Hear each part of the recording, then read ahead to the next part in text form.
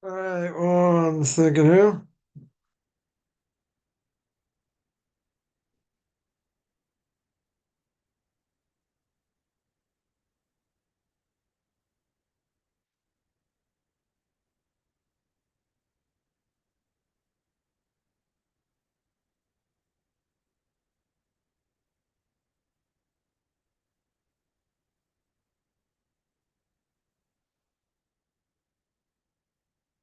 All right, one holding by Pirkei Avos. Again, one organ holding by Pirkei Avos, as our fathers. We are in chapter 2, Mishnah 16, this part 67. Again, one organ holding by Pirkei Avos, as our fathers. Chapter 2, Mishnah 16. This is part 67. And the Mishnah says, in the name of Rabbi Yeshua, an evil eye, evil inclination, hatred of other people, remove a person from this world. So we've been speaking last few weeks about hatred of other people, and said Moy Rebbe, Rabbi Goen Moshe should be well.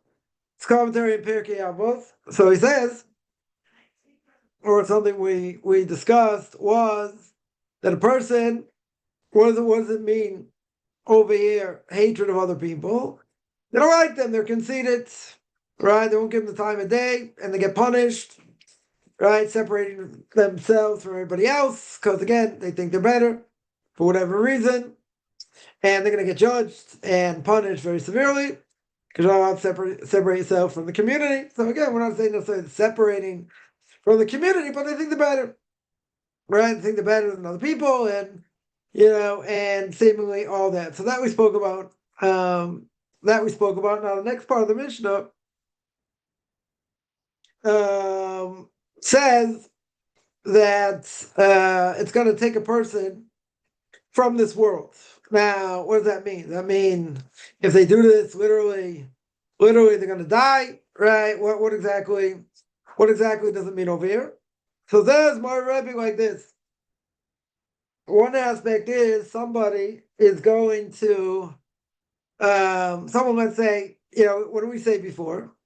Right? We said before that we're talking about an evil eye, jealousy, and the evil inclination.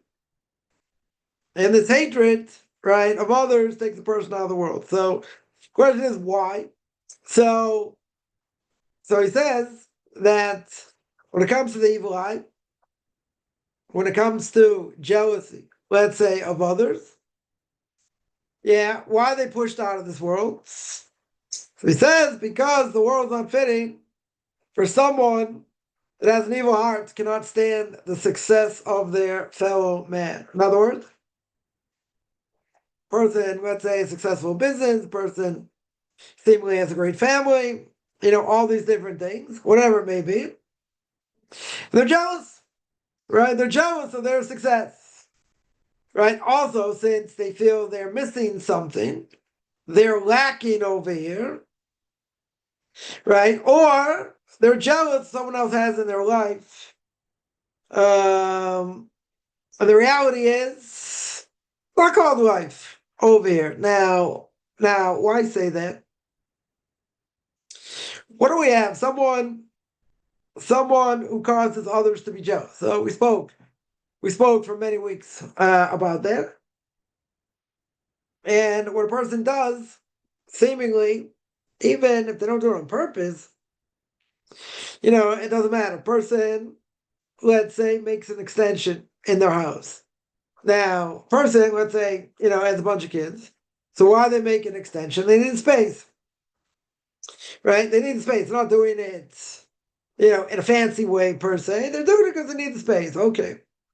So even if they need the space, someone comes along and they can't build. Why can't they build? Either because they don't have space, they don't have anywhere to build, or they don't have money, or both, whatever it may be. So they feel bad they can't build. Okay, so what does God do?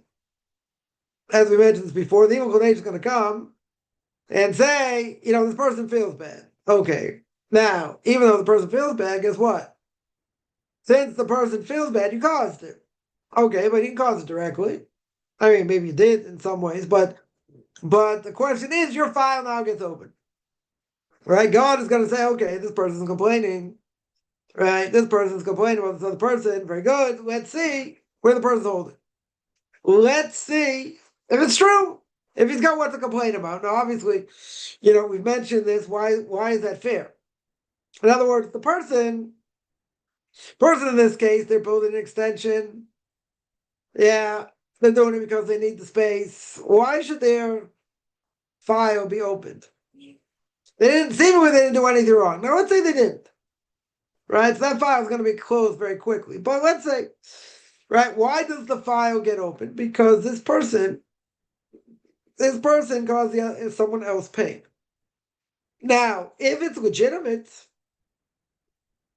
and the person has a legitimate complaint, then that person can be punished, right? Then seemingly that person can be punished. Okay, but if they didn't, if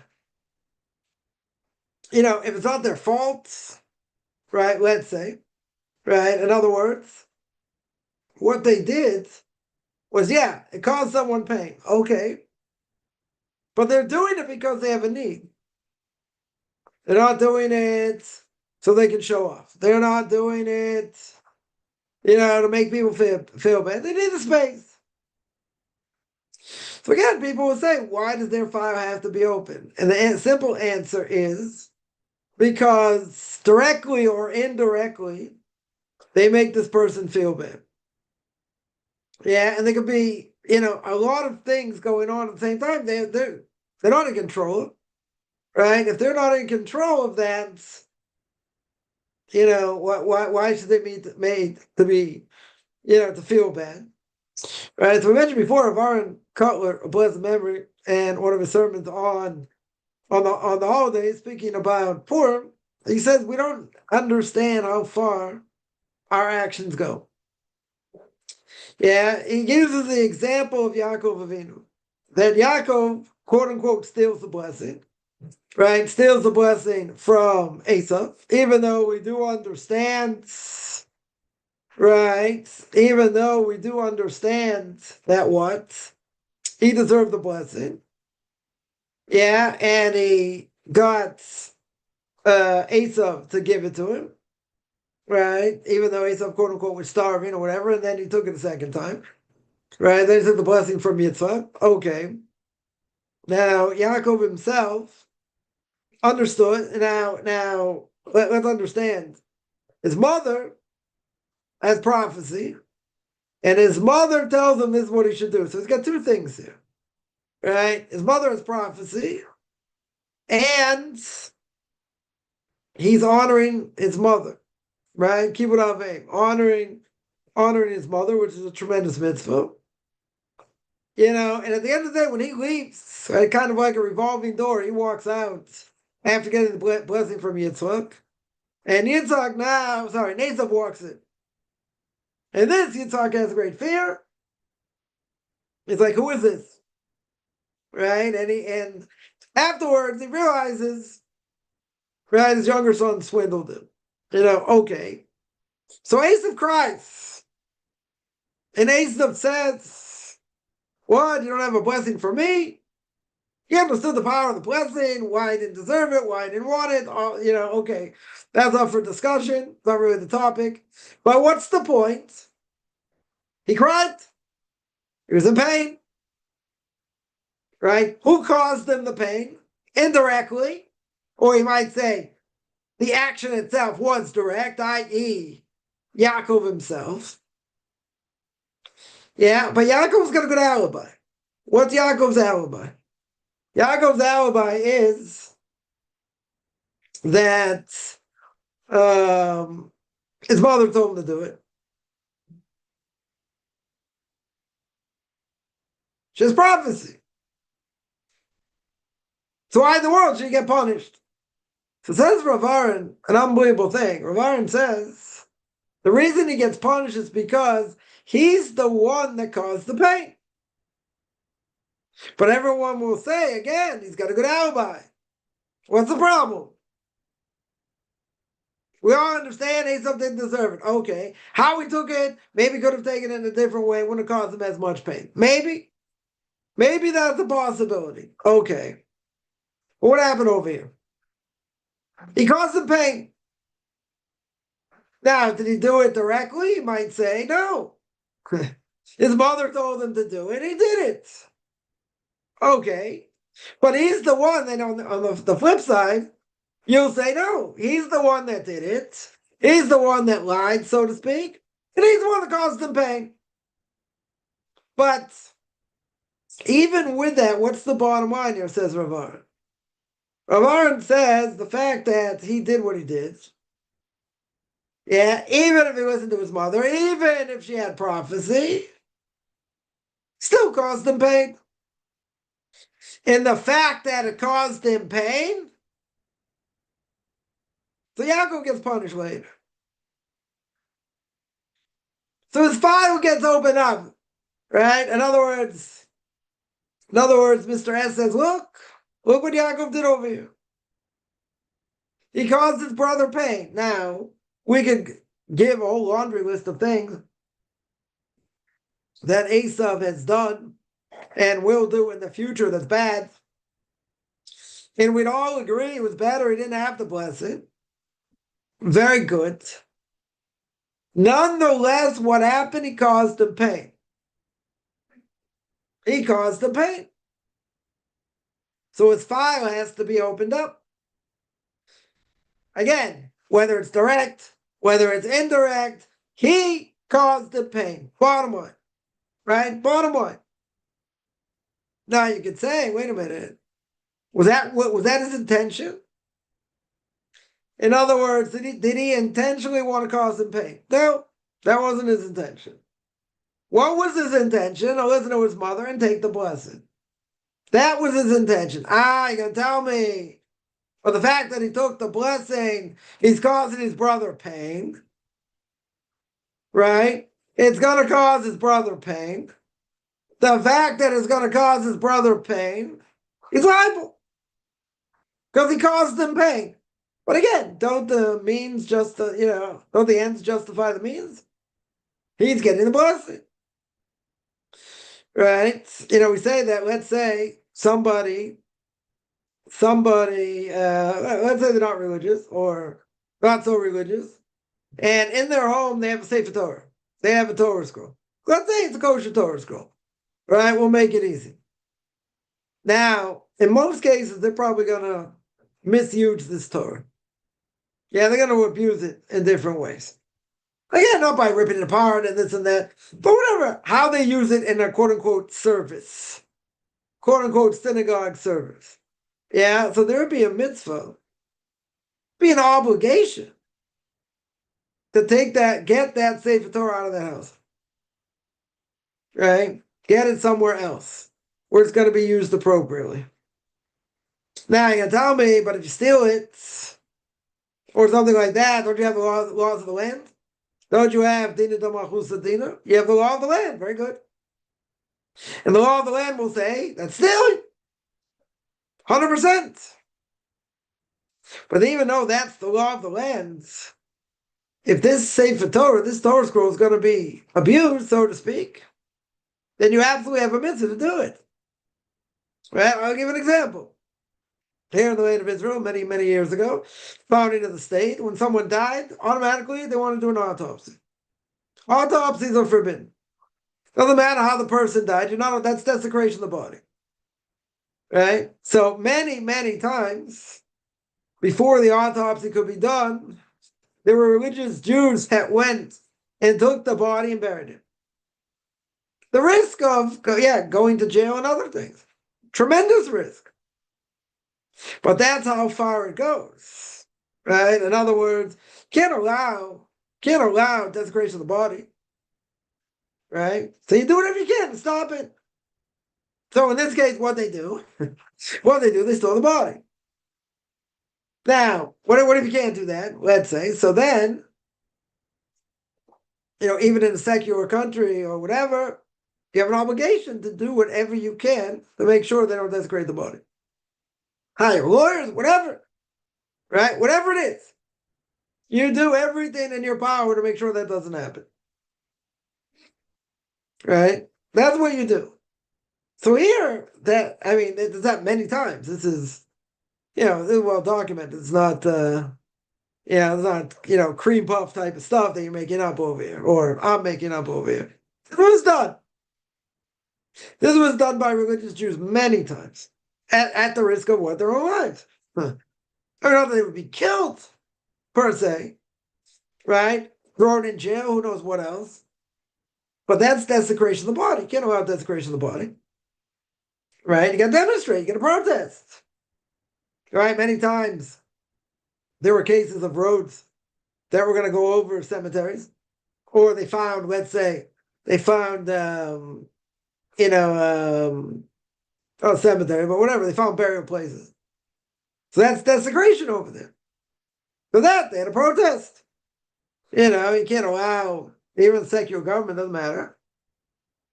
You can't allow them to do whatever they want. Who says you're allowed to, you're allowed to put train tracks over, a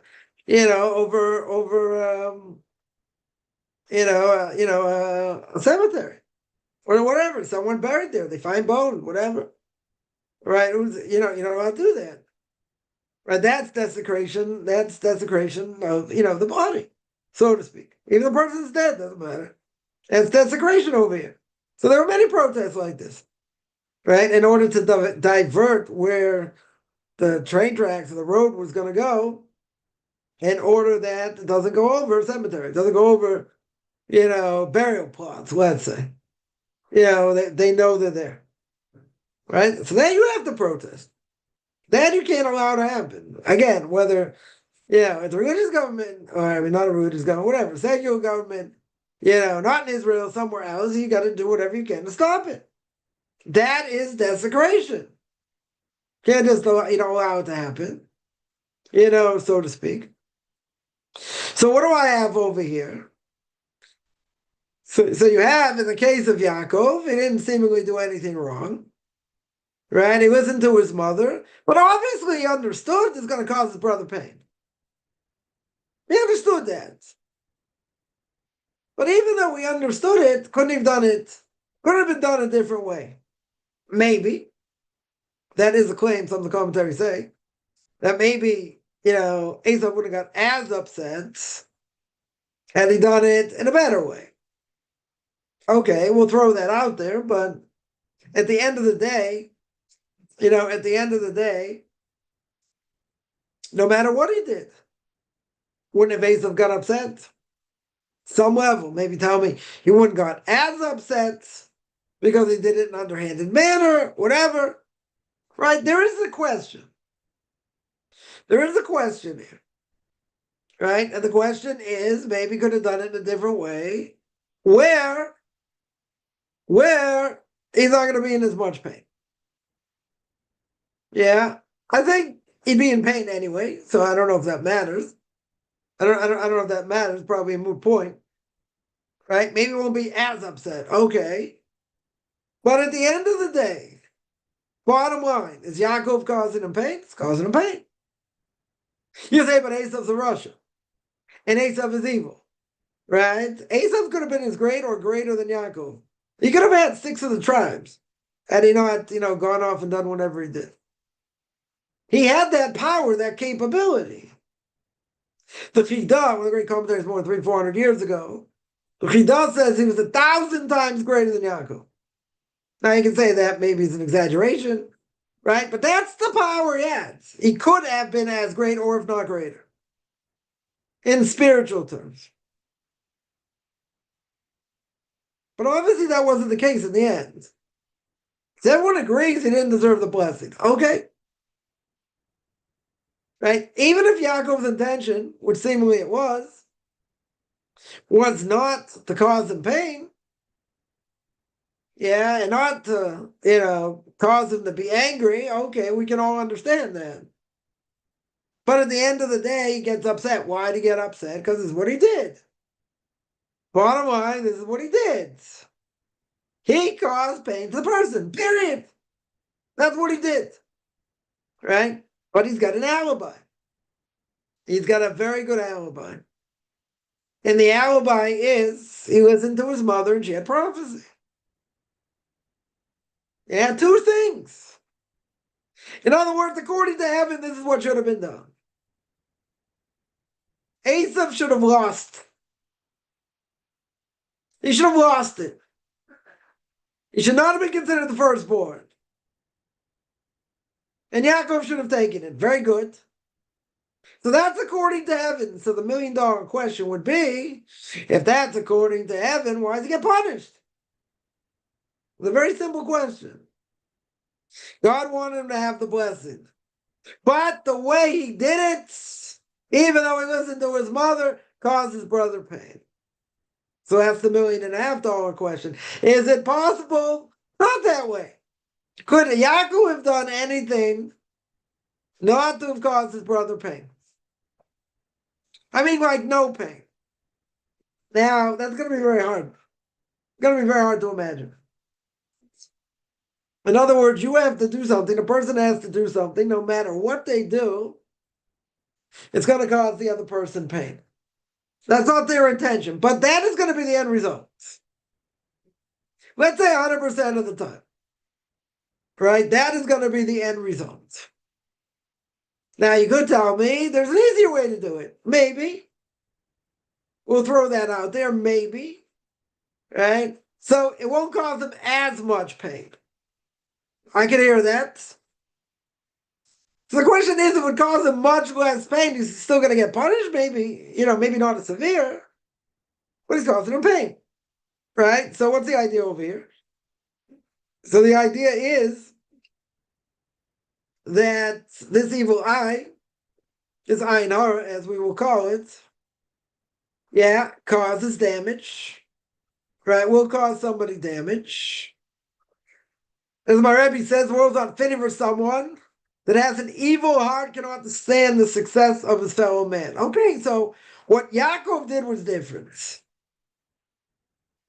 Yeah, what he did was different. But at the end of the day, it caused him pain. Right? But we're talking specifically here about someone who does not want to see their friend succeed.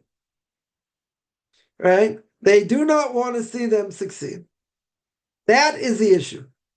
That is the issue. They can't stand the success of their fellow man. So this jealousy of someone else takes them out of this world. Why? Because life is not worth living. That means they're going to commit suicide, but life is going to be unbearable. Why is life going to be unbearable over here?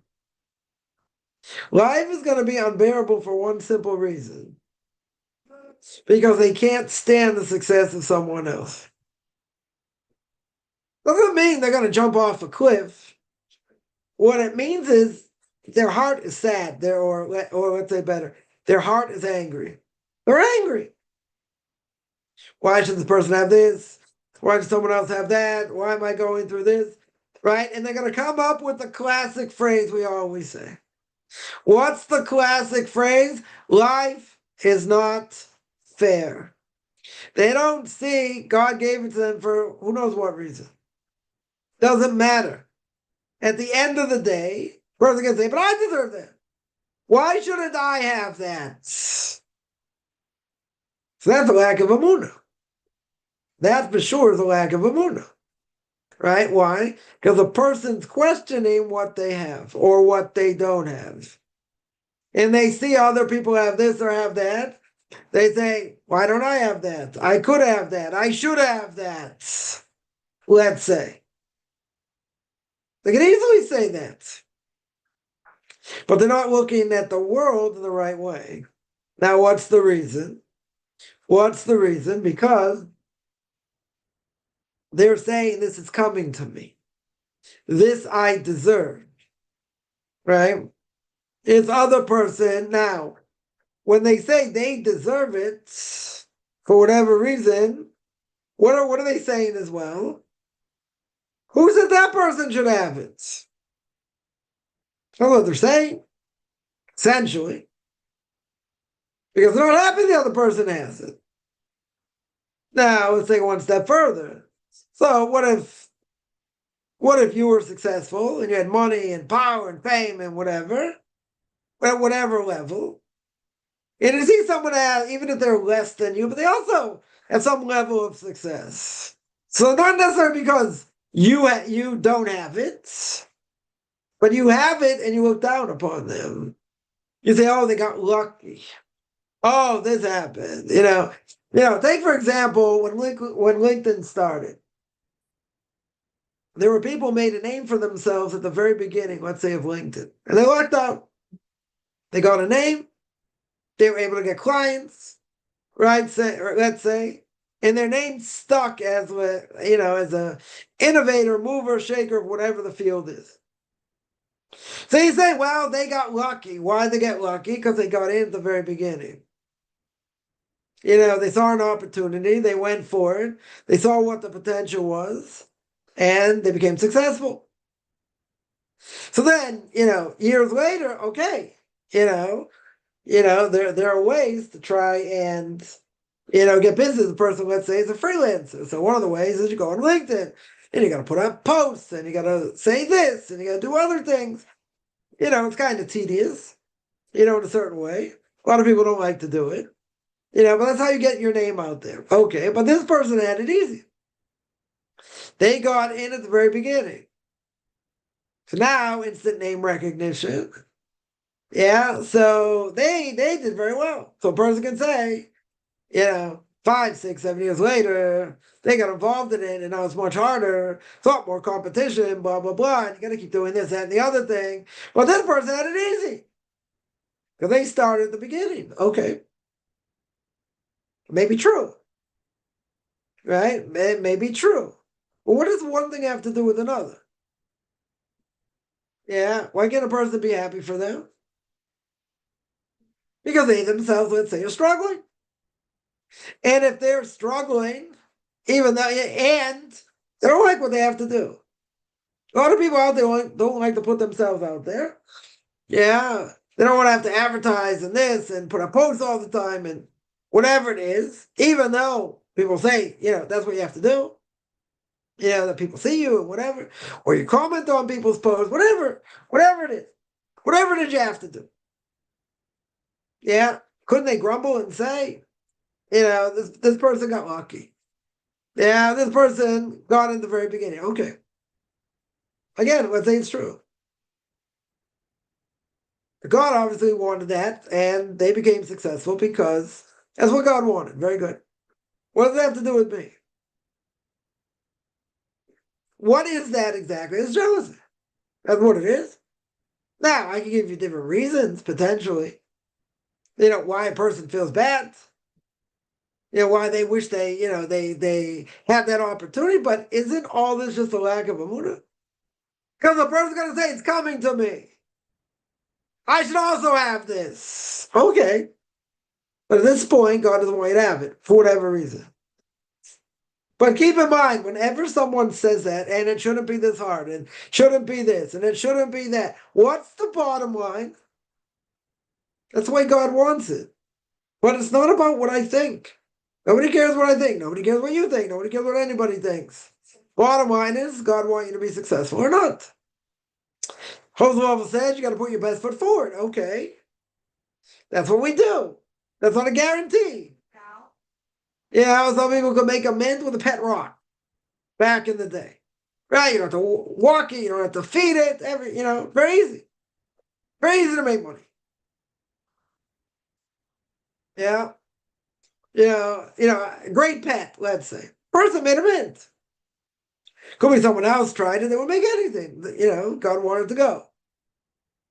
When someone invented what do you call it, for these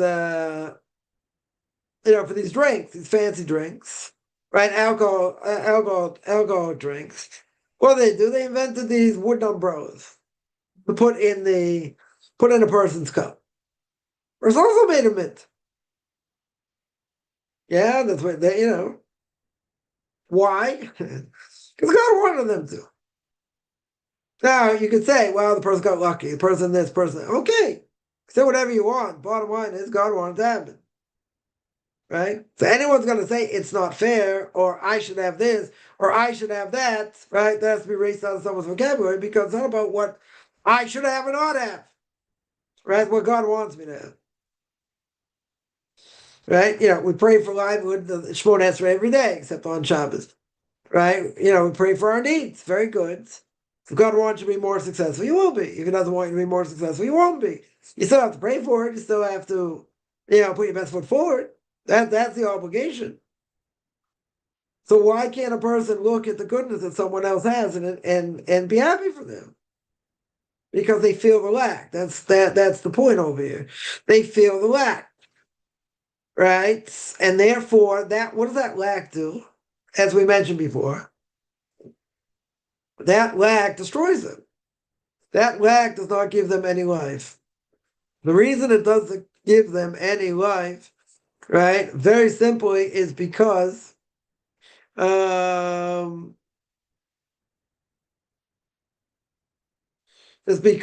they feel that they're lacking. They feel that they don't have what they need. Why do they feel that? Because someone else has what they don't have, or what they think they should have. So it's a lack. So what does that do? It drives them mad. It makes them jealous. So what does it cause them? It causes them not to want to be in this world. They're angry. Again, they're not going to jump off a cliff. They're being suicide over here, right? Not being part of this world is they can't stand it. Life is not worth it. How can there be a God in the world if this is going on? Question also comes up, which comes back to the same thing. I don't deserve this to happen. God must be angry, right? So I just saw something today where it's just the opposite. God wants you to wake up. God wants you to repent, right? God wants you to change, right? So there's this relationship. Okay, it doesn't be like so incredibly hard, but there are challenges. What do challenges do? They make us better. They make us stronger. Challenge is not supposed to destroy us, right? And as we say, God's not going to put someone in a challenge they can't handle. We may think we can't handle it. There's some people can't stand, that statement, but we have challenges. We have a lot of challenges. Some are easier, some are harder. Okay. But at the end of the day, each challenge that a person gets is a way to overcome it, is a way to draw closer. God didn't want someone to draw closer, give him $1 million and say, scram. And say, get out of here. I don't want you. I don't want to have any connection to you. I don't want you to pray to me. I'll give you everything now. Right? Which means you're probably not going to get very much or anything, right? The next one. So that's not love. See, that's the mistake. People think, if everything is good, that means God loves me. No, that's not what it means. It can mean God absolutely hates you because he's giving you everything on a platter. The fact that a person struggles shows it's a connection. You do something wrong, there's payback. There's a connection, right? I have to be better. I have to serve better. Many things we have to do. Okay, right? But the mistake is that people say that means God hates me. That's all it means. Doesn't mean God hates me, right? Just the opposite. If a person has it easy and everything in life is going easy, that's a problem, right? That very well could be a problem. Why? Because God can say, okay, I'm going to give it to you now. God has to reward a person if they did something good, right? If they helped, Granny cross the street, they did something. They did something that they deserve reward for, okay. But if God doesn't want to see them in the next world, what will he do? He'll give them the reward now. He'll give them fame, power, give them all these things. And then they will disappear. They will disappear in the next, in the next world, right? So to speak. So he's not going to have them. He doesn't want them. Yeah. Okay. Now let me. So after all that, let me take some questions here. Someone says, "Is it intentional?" It's there. It's not intentional, right? In other words, the person is being made to feel bad. Okay. Person is being made to feel bad. Does the person, when they're doing it, now it depends on the case, but let's say a person does it and the other person feels bad. Okay. Did they ever have intention to make the other person feel bad? To ram it down their throat, so to speak? Now, some people, the answer would be no, that wasn't their intention. That for sure wasn't their intention. Now, it could be someone may do something exactly for that reason. They want someone to feel bad. They want to put somebody down, right? Ego, or ego as we would say. They're conceited, we spoke about. So they'll put somebody down for what reason? Because they want to put them down, right? Anyone, God forbid, who speaks Lashon Hara against someone else, Lashon Hara is not something that is tangible. If a person, let's say, they stole from another person, I have something in my hands. Yeah, you stole it. Whether you stole it, you forced them to give it to you, or you stole it without their knowledge, it doesn't matter, right? You have something in your hand. When a person speaks badly against someone else, you don't have anything tangible. I don't have anything in my hand. The point someone would say something negative against someone else, right? A lot of times you tell me it's the truth, they deserve it, okay. But a lot of times, a person's going to put someone else down in order to make themselves look better. Right? That's not something tangible. That's not something I have in my hands. It can make me feel more superior. It can make me feel better because you just knocked someone off, so makes you look better, let's say. Okay. But what's the point over here? The point is that I don't have anything tangible in my hand. I don't have anything physical in my hand here. Right? I certainly don't. So if that is the case, and I don't have anything in my hand, what's going to be? But you're doing it to make yourself feel better. That's why you're doing it. Right? That's most cases of Lashon Hara. Even if it's true. Right? Even if it's true. So I would say that, you see, by Yaakov, he gets punished and it wasn't intentional. But he still got punished. So all the more so if it would be intentional.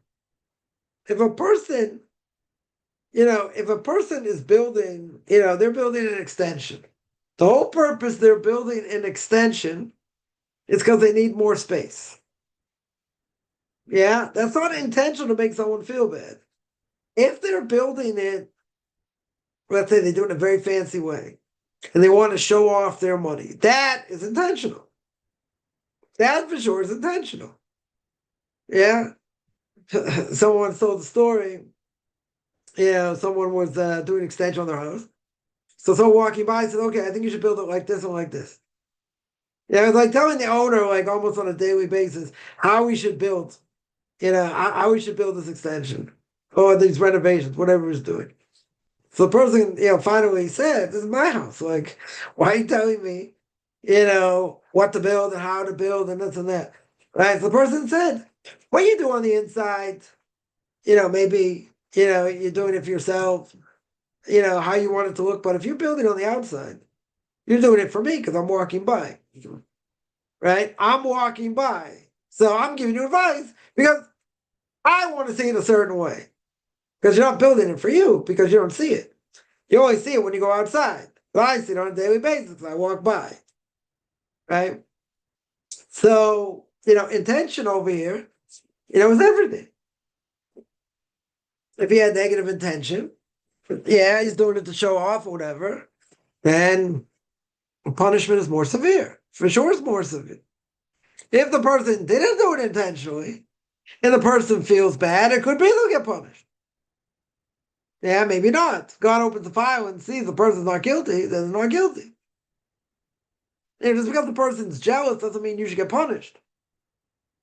That's not necessarily something punishable by. It depends. Right? It depends. So God's going to open the file and see what's going on. Okay. It doesn't mean a person's necessarily guilty. What the problem is that you made someone feel bad. That's the problem. So now, when you made someone feel bad, was that intentional? Or did they make someone feel bad? It's the other person's fault. They feel the lack, right? They feel the person, shouldn't be doing this or whatever. Why? Because they themselves can't. They don't have the money, they don't have the space, whatever it may be, right? There's nothing they can do. Okay. So that makes them feel bad. Now, the fact that the person builds, why does that person be guilty? Why does they be guilty? The person felt bad. Okay. The other person felt bad. Good. So even if the other person felt bad, that's not your intention. So in this case, let's say that was the case. So you're not guilty. You would not be guilty. Period. You didn't do anything wrong. But if you had any other intention, right, and your intention, let's say, was to show off and this and that, yeah, so then you might be in trouble, right? Then it might be, then you might be in trouble. But if it's for a person's own need in general, that should not be punishable because they genuinely need it. If they genuinely need it, then that shouldn't be a problem. Right? The other person felt bad. Right? God opens your file and he says, it's not your fault. You built because you needed extra space. Okay. Right? The other person felt bad. You caused the other person to feel bad. It's not your fault. Because the other person has hang-ups. The other person has issues. But if you did it in order, intentionally, to show off and this and that, yeah, then you're in trouble. Because then you're making other people feel bad. Yeah. Then that's causing problems. That's different. Right? But if you do it for your own needs, and it's a legitimate need, there shouldn't be an issue. But I'm just pointing out, you got to be careful. Even if it is your own need. Yeah? Even if it is 100% your own need, and someone felt bad about it, not so simple. Because you made someone feel bad. Right? But in general, I would say God's going to look down and say, you didn't do anything wrong. The other person has an issue. Okay, it's not my problem. It's their problem. Right? Shouldn't be guilty. What sin qualifies as punishable? Any sin. Right? Any sin. Person spoke lashon hara. Person stole. Person had bad thoughts. That can be punishable. Many things. Made a blessing in vain. That's punishable. You can always repent. There are 1.5 million things a person can do wrong. Right? That's punishable. Now, it won't be death penalty. There are only a certain amount of things that a person may do that are that bad for death penalty. Right? A person could transgress and get rabbinic lashes, which we don't give today, but maybe they'll get rabbinic lashes. Yeah, many things. Many things are punishable. You desecrate Shabbos by accident. You did something by accident, it's still punishable. I'm talking about where you did something on purpose, all the more so. You did it by accident, should have done it. A person was negligible in something. Now that depends. Were they, was it onus? Was it something beyond their control? Right? There are a lot of different cases. A lot of different cases. A person was trying to help someone. I'll give an example. Someone asked for directions. You're not really sure. So you gave him directions. Yeah, you don't have ways or whatever. You gave him directions. Okay. Wrong directions. Gave him wrong directions. That punishable? Yeah, it is. Gave bad advice. Better, if you're not sure, just say you don't know. Right? Then give bad advice. Because if you send someone in the wrong direction and it takes them longer, so that's forbidden. Now, you didn't do it intentionally. That's not intentional, so the punishment will be less severe. But someone asked for directions, you sent them in the wrong way. That's forbidden. Right? You're going to say, I thought it was this way, it's really the wrong way, but it's too late to fix it. They're already going to go in the wrong way. Okay. If a person, in that case, what's the best thing to do if you're not sure? You say, I don't know. You say you're not sure. That's it. Right? Then you don't run into the problem. Right? Otherwise, you gave bad advice. That wasn't your intention. Okay. Right? So again, punishment will be less. But at the end of the day, what'd you do? You misled someone. But you're going to say that wasn't my intention. Okay. So we'll take it down a level. But did you mislead someone or not? You did. Even though it wasn't your intention. You misled them. So because you misled them, and now they go out of their way in the wrong direction, or whatever, you're liable. So you gotta be careful. So better to say in such a situation, you don't know. Just say you're not sure. Then you can say, well, don't you live around here? You can say, yeah, but I'm still not sure. Then you don't transgress. If they get lost on their own, that's their problem. Yeah, but if you help them and you're not sure, they end up getting lost because of your directions, yeah, that's a problem. That is a definite problem. Right? So there are many sins. I mean, go through the 613, and see what applies. There are a lot of things that apply. Plenty of things that apply. Probably more than half apply. Because a lot of them have to do with the land of Israel and taking tithes and doing things or whatever. So more, and can't give sacrifices. So there are a lot of things that don't apply. Okay. But whatever applies, if a person doesn't do it or whatever, unless they're under onus or something else, why would they not be liable for? Of course they're going to be liable. Depends, again, depends what the intention was. It depends what level over here. It depends, let's say a person was under onus, they couldn't do it. It's beyond their capability to do it. So if it's beyond their capability of doing it, what are they supposed to do? How can they be guilty? Right? It's onus. Right? So the Gemara says, onus rachmana patri. Onus, the Torah says you're exempt. Very good. You're exempt. You don't want to put yourself in that situation, but if it happens, right?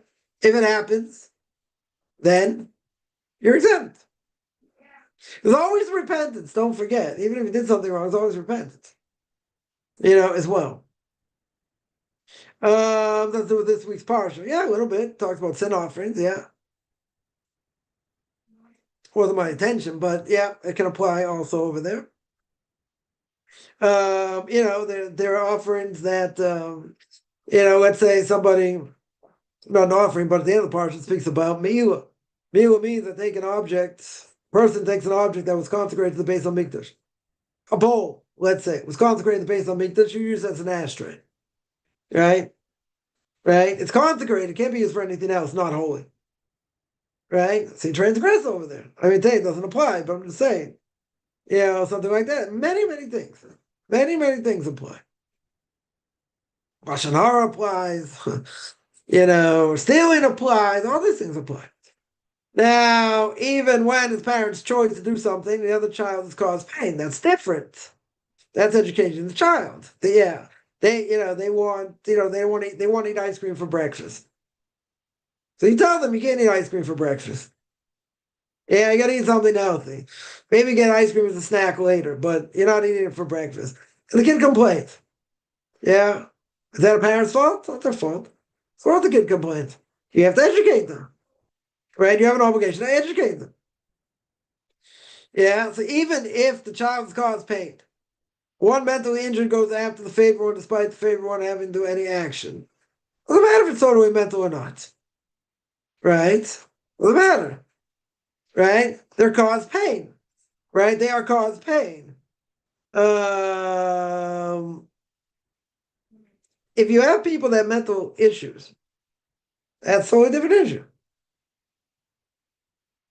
That doesn't come into play over here at all. Now, obviously, if a parent, let's say torments a child and they make their life a misery and the child has issues through it, yeah, of course the parent's fault. That for sure is the parent's fault. If a child, let's say, and this certainly can happen, a child has, mental health issues, let's say. Yeah. For any action they blame, they don't take criticism. Well, there are people who do not want to listen to authority. Yeah, or they don't take criticism well. Right? And that causes other problems. Okay. So the parent, let's say the parent does it right. We'll make it easy. Parent disciplines the child the way they should be. The parent, and the child acts out and has all kinds of other issues because of it. Now, Does the parent, is that the parent's fault? Why is that the parent's fault? The child has issues. Those issues have to be dealt with. For sure they have to be dealt with. Well, not the parents' fault. The parents won't be blamed for that. A child has issues. Yeah, and let's say a child has issues with the parents, and what does that cause? Cause them, it could cause, and probably will cause at some level, for kids to have authoritative issues. People in authority. So they buck authority. Why? They felt, maybe they didn't get their own way, enough, from the parents. So the parents, were doing things wrong. Can that carry over to something else? Sure, it can. Possibly. Possibly it can. I'm not saying it will. It could. Right? But, if a child has other issues, not the parent's fault. The parent has an obligation to educate the child. So the child has discipline problems. Okay. So you have to work out a way somehow that if you have to discipline them, they don't go to pieces. Yeah, you can't just say, okay, you're being punished for this, and this is the way it's going to be, and that's it. Now, again, doesn't mean you don't punish them. Yeah, but if they react or overreact in different ways, and they have serious issues with this, and that leads to mental health issues, that's the parent's fault? Why is it the parent's fault? Well, the parent's fault. Definitely not the parent's fault. They have to deal with the things with the child. Right? So now they need intervention to, for the child to be able to see, reality for what it is. Right? And not feel like they're just being attacked, and not feel like, they're always being yelled at, whatever. So that they have to deal with, even if the parent's not doing it. But keep in mind, if the child feels that that's what's going on, then you have to fix it. Does that mean you never discipline the child? No. Doesn't mean that. You got to do it, or if the child complains and says, oh, you're not fair, you're not being a fair parent, and this and that. We're our own worst enemy, but we got to do the best we can. Right? Now, could that lead to other issues? It could. It could, but that's not necessarily the problem with the parents. That's the problem with the child. Right? That's the problem with the child. Right? The child needs help. So then the parent, even if they have to discipline the child, they have to be careful. Why do they have to be careful? Because the kid has a problem. Doesn't mean you never discipline. Right? But you got to be careful. I'm not saying you make it, so light, the kid doesn't, that the kid seems to get away with it. You need a lot of wisdom over here, right? How to deal with such a thing. Because, a kid could go crazy from it. And the parent didn't do anything wrong. But the kid has sensitivity issues, right? Anybody out there like to get criticized? Nobody. Probably not too many people like to get criticized, even if it's to their benefit. They don't like to be criticized. A kid, if a kid is picked on, let's say, parents, sibling, whatever, and they are, they have serious issues because they are picked on a regular basis, right? That kid is going to have issues later because they're going to think whatever I do is bad, right? And nobody cares about my feelings. They just put me down, right? It's all negative. Yeah, kids like that can be destroyed. Absolutely, their self-esteem gets crushed. Crushed. Why? Because they're always told what you do is wrong. No matter what you do is wrong. So it's not necessarily the kid's fault. Yeah. Again, kids push buttons of the parents, that's for sure. See what they can get away with, not get away with. But in general, right? In general, what can happen? A kid could feel that all their parents do is criticize it. Right? You need at least a 90-10 ratio or 80-20 ratio that the majority of things said to a child are positive, not negative. If it's the other way around, that kid will never have self-esteem. The kid will always think whatever they've done is always their fault. Yeah, and they may never recover from it in life. They may be able to hold down a job, maybe get married, have kids, whatever, but They're going to be crushed in other ways. Yeah, they will never have that self-esteem. And the reason is because they'll never think they can do anything. Why? They'll never, let's say better, they'll never think they'll be good at anything. Why? Because they get put down. They put down 1.5 million times. Right? And and they keep hearing it over and over again. You're no good. You'll never be, you'll never be any good, and you'll never amount to anything, and blah, blah, blah. It should never be said to a child. Even if it might be true. You might think it's going to be true. You still never say it. You destroy whatever level of self-esteem they have. Any level. Because then they'll think, if, again, a parent, a teacher, whatever, could try and be encouraging. They come on, is this really your best effort? They're not saying you're a loser over here. They're saying, you can do better. You have greater capability. Like, how do you pass this in, so to speak? You have much greater capability. That's trying to encourage them. Yeah, but sometimes even encouragement, the kid hears, this is bad. That's all they hear. They don't hear the encouraging part. Right? So could a person get demolished that way? Yeah, they could.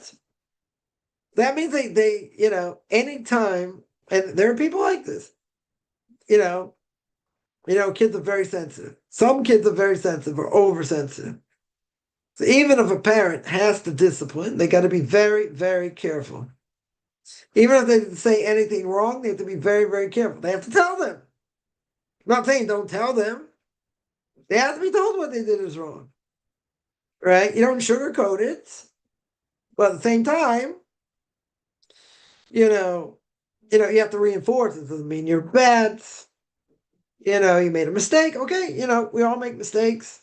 It's common, blah, blah, blah. It's something you might have to work on. Whatever, you have to do it in a way where you're building them, even though you have to discipline them. That's not so easy.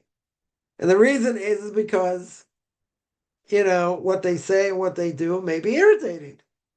Maybe tremendously irritating. Right? Or it could be, let's say it's a dangerous situation. Let's say a kid flies off the handle and starts throwing things around. Okay, you got to nip in the bud. Even if they don't take discipline well. Right? That's a dangerous situation. We're not even talking about that. Yeah. So, if someone's like overly sensitive, then, if and when you have to discipline, you have to be very, very careful. I'm not saying you don't discipline, you have to discipline. Right? But at the same time, you're doing it in a certain way with kid gloves, but they have to know what they did was wrong. Yeah, not so simple. Someone asks, okay, is it advised that a non-Jew with a JIT to mentor another JIT? Oh, correcting the JIT without halachic law. A non-Jew with a non-Jew, why not? If if they're able to. Right? Is it can they mentor other people? Why not? They know what they're doing. Possibly. If they're causing the other person pain because they are parroting what you said, right? Is that jealousy? Could be. Right? Could be. People can be jealous of funny things. Doesn't have to be something that is something to really be jealous about. But the problem is, as we said before, they feel the lack. They feel the lack in themselves. Because they feel the lack in themselves, they say this person doesn't deserve this or doesn't deserve that. Right? Or I don't deserve this to happen. It's a lack in them. It's a lack of emunah. Right? So to speak. So then someone asks, how do you approach the rabbi about the situations they favor the person? The one JIT runs things logistically for the rabbi. Depends what it is. Right? It depends what it is. I would say that if there's an issue, speak to the rabbi himself. Right? If they, you can ask. I mean, not necessarily in an accusing way. You can ask. This looks like, favoritism, this and that. Why are you overlooking this and that? You could ask that. You could ask that. Most likely, like a lot of these cases, would be that you're missing information. what looks like something is, looks one way, could very well be it's not. Now, again, someone could say, no, I know the specific case. This is really what's going on. Okay, so that's wrong. If it's wrong, it's wrong. Right? You call a spade over here. Right? But, there are times, I think many times, people see what's going on the outside, but they have no idea what's going on otherwise. Right? In other words, there are other factors involved they don't have a clue about. So what they're seeing is not what the reality is. Again, could it be? Could they be doing things wrong? Yes. Right? I'm not going to sugarcoat it. It could be. Right? It could be. And maybe there are ulterior motives that maybe things they shouldn't be doing. Okay. Right? But I would say there probably are cases. There probably are cases where a person on the outside looking in doesn't know all the facts. Or many of the facts. Right? So therefore, they make assumptions, which we understand what happens when you make assumptions. But you make assumptions that may be not true. They may totally not be true. They could be true. I'm not saying not, right? But you don't know all the facts. And a person also, by the way, that's what brings down others say that if a person, you cannot judge a person unless you've been in their shoes.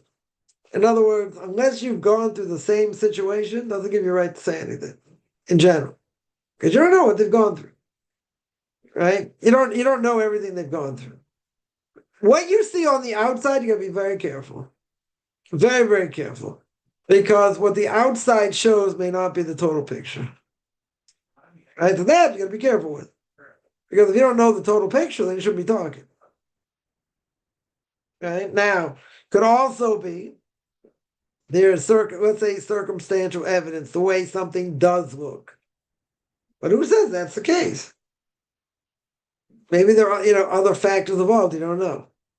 Right? So, the problem is we're very quick to judge on what we see. But what we see does not show the whole picture. Now, someone may say, I know the whole picture. Okay, let's say they do. Good. Well, they know the whole picture. What if they don't know the whole picture? What if they don't know the whole picture? And they're making assumptions. Could their assumption be true? It could be true. It could be true. Is it? Yeah, that's a good question. Right?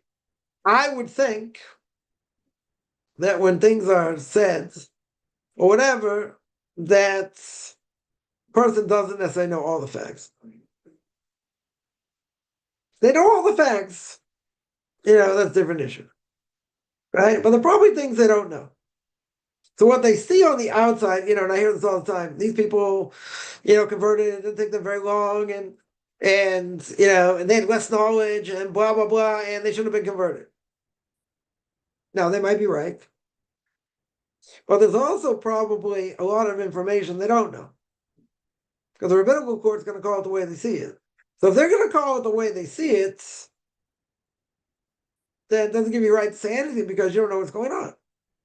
People make assumptions. I hear this a lot. People make assumptions.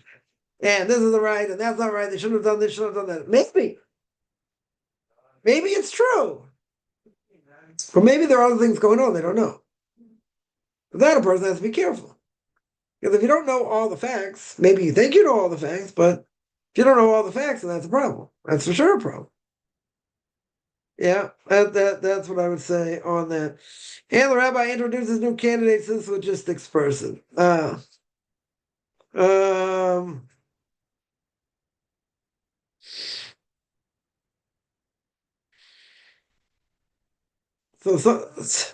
again, in this case, I would say, if things are going through one person and they're doing the logistics, and let's say in that case, there is favoritism, yeah, then you should go to the rabbi himself. Speak to the rabbi himself.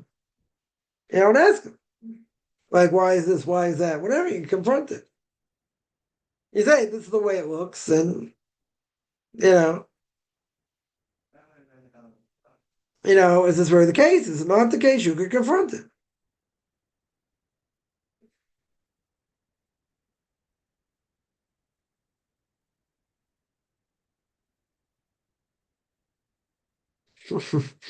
Someone someone says, okay, let's say a woman's not going to have children, right? Birth control and all that. Husband doesn't get the mitzvah to procreate. Very good. They then go and steal other women's dearly loved children who they don't want to have. Yeah, what's going on with that couple? There are issues. Why is God allowing it? Can't answer. Don't know. Don't know. Why are there women that get divorced? Or let's say whatever. Let's say people get divorced and one spouse turns the kids against the other spouse, which happens. Yeah, they poison their children against the other spouse. Now that happens. How common? It happens. And then you have one parent that they never see their kids because of it. They're not going to say it ends well. They'll say their kids just never want to have anything to do with them because they got poisoned by the other side. Yeah. Now, again, that happens. That has definitely happened. To say, why does one parent have to suffer? What's the answer? I don't know. That's what the parent has to go through. Why? Who knows?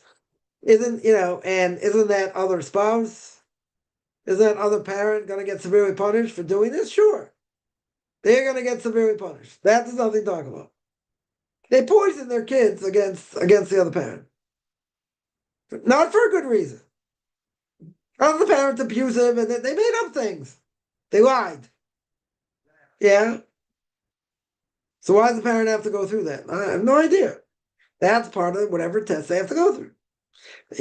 Child alienation or parent alienation. It's a real thing. Right? You have kids that don't have anything to do with the parents. They disown the parents, and your parents disown the kids. I can understand how it could happen. Not saying it should. Definitely understand it. So why does someone have to go through that? Why does someone go through any test? Why does someone have money that's taken away? Why does someone, I don't know, get burned in a house fire? Yeah. And they have children that die. Why do people get in car crashes? I don't know. I'm not saying negligence. For whatever reason, it's judgment. That's what the person has to go through.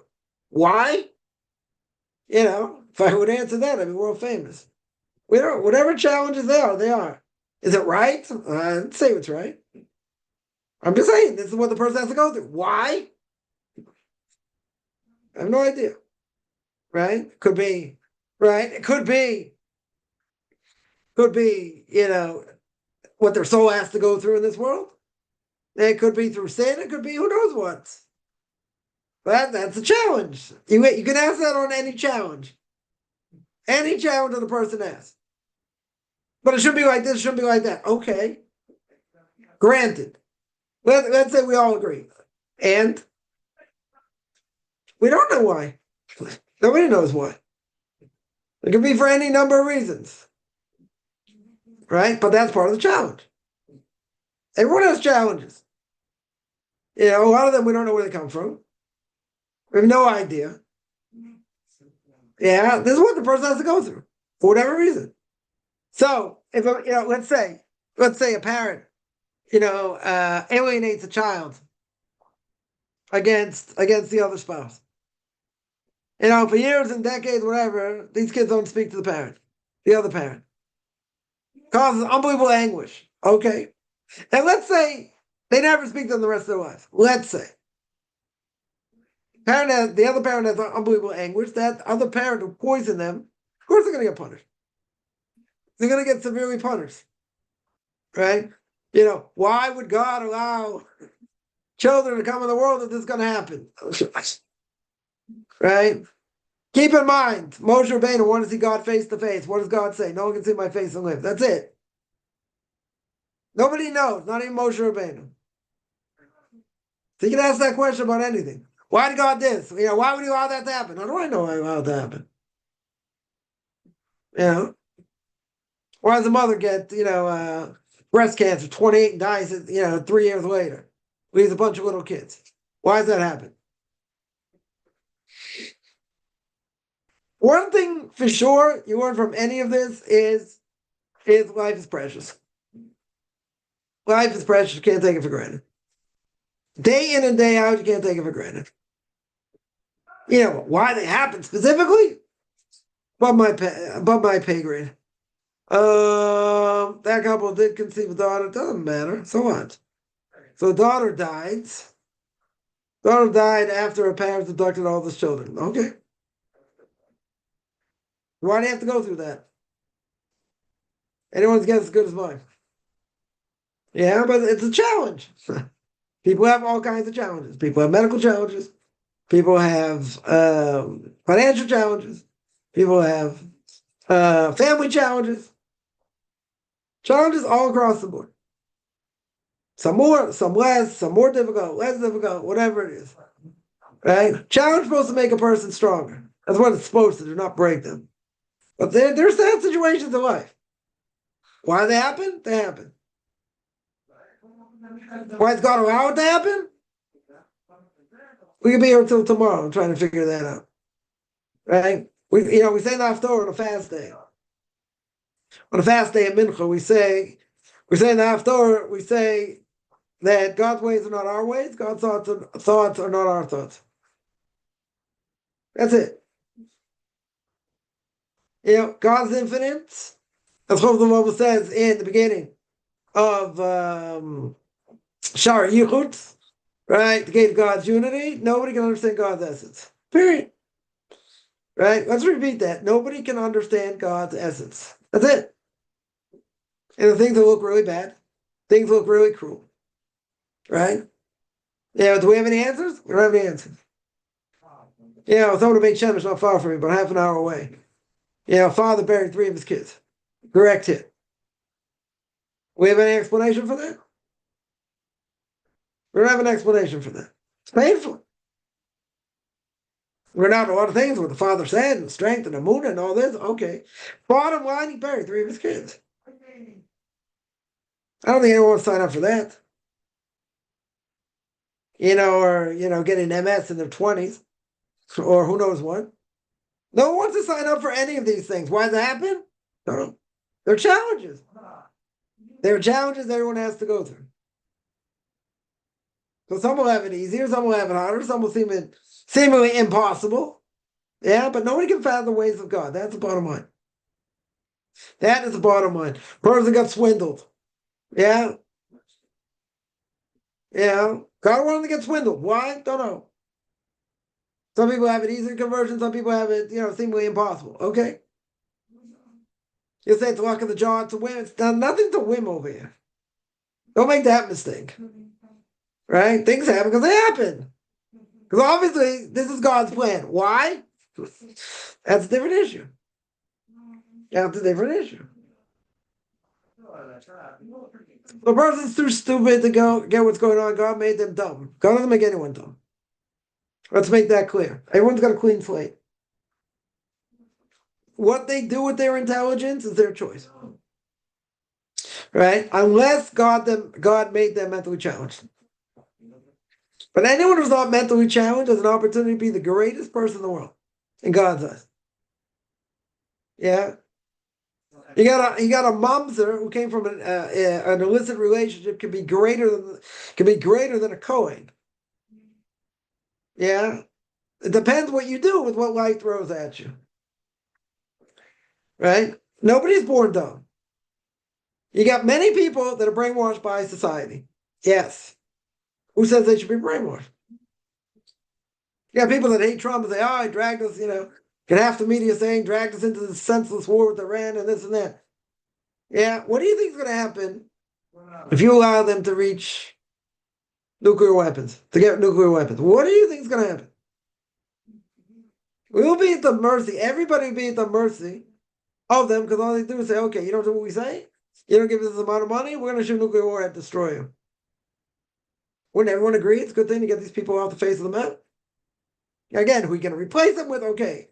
Yeah, we're not going to get into politics over here. But everyone agreed, they are a serious threat and a serious problem. And had Obama not given them all this money, guess what would have happened? You wouldn't have had October 7th. They're on their knees. They were crippled. Crippled, literally. Couldn't do anything. They had no money. Yeah, I gave them these billions of dollars. Look what happened. So you got the left-wing media saying they hate Trump and anything he does. It's a senseless war. It's not a senseless war. Not a senseless war at all. Well, I happen to live in the Middle East. Okay, so it's even less senseless. But their intent is taking over the world. That's their intent. And destroying it. Everyone disagrees with them. So you're going to allow them to get close to nuclear weapons? That's insanity. That's insanity. So they had to interfere. You got Israel doing, a lot of the dirty work as well. Okay. That's for their own protection. That's for their own protection. So how do people not get that? You think people were born stupid? They weren't born stupid. God gave everyone a clean slate. Okay. So some people want to see this idiocy and believe in it. They can believe in it. It's their choice. 100% is their choice. So you got half the media, condemning because, how many Americans have to be killed? There's going to be another Vietnam and this and that. But they're getting rid of, the biggest rogue state in the world. Or trying to get rid of the, people in charge of them. So they can't wreak havoc for what they've done the last 50 years. That's for the entire world. Not just for, the Middle East or whatever. That's for the entire world. Because how can people be that stupid? Because they're brainwashed. They don't think. They take whatever the media says, but they're not born that way. They're cultured. But God gave everyone a brain. You got so many Hindus bowing down to cows. What? They're stupid? They have a 25 IQ? I mean, maybe in some ways. Right? They have free choice like anyone else has. You want to make the wrong choice? Okay. So we always say, you want to make the right choice? God will help you. You want to go in the wrong direction? God won't stop you. Okay. Does he want hundreds of millions of people bowing down to cows? No. He doesn't want that. Right? But are they all born with a 25 IQ? You could argue that. But they're not stupid. People are not born stupid. Right? If they would, they'd be exempt. Right? That'd be honest. So we weren't given any brains. Everyone's got a brain. Yeah, I got people who contact me from all over the world. Right? Even from Bangladesh or these type of places. Yeah, I'm not saying these people are real or not. Sometimes you can't tell. Whatever it is, if they want the truth, they'll find it. Right? But God gave everyone a brain to do that. Some will have greater brain capacity, lesser brain capacity. Who says they're stupid? Yeah, God will make them dumb. If they're under onus, if God gave them 25 IQ, let's say, God gave them a 25 IQ, that means they're mentally challenged. Is God going to have anything to say against someone who's mentally challenged? No. They are exempt. Anyone who's not mentally challenged, they're obligated. If they're not mentally challenged, they're obligated. You can tell me they got brainwashed by society. Okay. That doesn't mean they're mentally challenged. That means they got brainwashed. But they got a brain to use it the right way. Okay. They're not exempt from that. They're going to be guilty unless their capacity is not that way. Their mental capacity is not that way. Right? But you're talking about the vast majority of people have a brain. And they know how to use it. Oh, they want to use it the wrong way. Okay. That's their choice. God gave everyone a choice. Right? They're not innocent over here. You can say they got brainwashed. That's their own fault. There are plenty of people who got brainwashed. And there are plenty of people who are going to listen to this at some point, whenever. They're not brainwashed. Why? Because they think. So why don't people think? Why do 95% of the world, rather die than think? Because they don't want to deal with reality. So they don't think. Right? That means they're exempt. That means they're under onus. They're not under onus. They're guilty. Unless they're mentally challenged or have some sort of mental health issue. Then that's a different issue. Then God's not gonna punish them for that. Because because they don't have the brain capacity. But everyone else who does, they're guilty. 100% they're guilty. Yeah. I came to the conclusion in my early 20s, that either, I had to see what the real world is, i.e., I had to see what Orthodox Judaism was, or the whole world was cracked. And some people said, oh, you got a big ego to say that. You think you know better than what's going, most people in the world and this and that. And yeah, I was right. The whole world is cracked. Totally cracked. Yeah. So we're the ones that have truth. That obviously that's what we believe. But if you want the truth, you find it. If you don't want the truth, you have fantasy. Okay. But most of the world is cracked. Right? That's the conclusion I came to, and I was right. People say, oh, I got big shoulders, big ego. No, look. Evaluate evidence. Go see if it's true or not. Does it make sense to, try and educate, 7, 8, 9-year-olds, convince them they're in the wrong body? They don't have any knowledge. They don't have knowledge for anything. And you're gonna say, oh, that's education. That's not brainwash. That's education. They don't have brain capacity. I'm not talking to the mentally challenged. They don't have any knowledge. And you want to tell me that's a good thing? To make them so open-minded so the brains fall on the floor? That's insanity. That is insanity. But, a lot of people will tell you, okay, that's what's going on today. That's what's going on in the world today. And they're ramming it down everybody's throat. And if you say anything against it, you lose your job, right? And all this, because that's discrimination. That's insanity. You have to think you were born in the wrong body as a 6-year-old, 7-year-old? Seriously? That's insanity.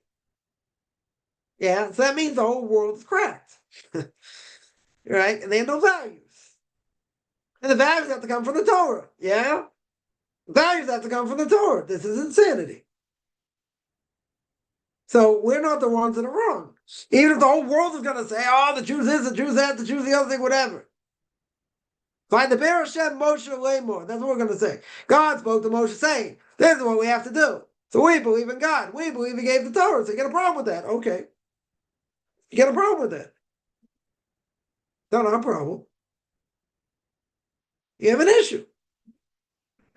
Doesn't mean what we do is, isn't true. Right? Even if it goes against the rest of the world. Right?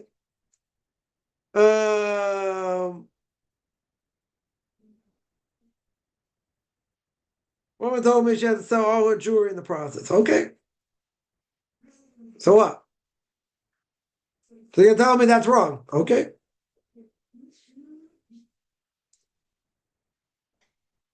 Someone told me, they're trying to convert for 10 years. It's cost them an arm and a leg. I don't know the details per se. That's what they're telling me. Let's take it at face value. It's wrong. It's called extortion. Yeah, okay. I said some people have it easier, some people don't. Why does somebody have to go that route, or because they can't afford it, and unless they pay a certain amount? Okay, that could be extortion. Very well could be. Right? Very well could be.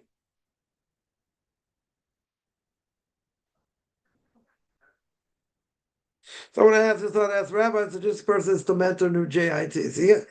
Again, you need somebody who knows what they're doing in order to mentor anyone.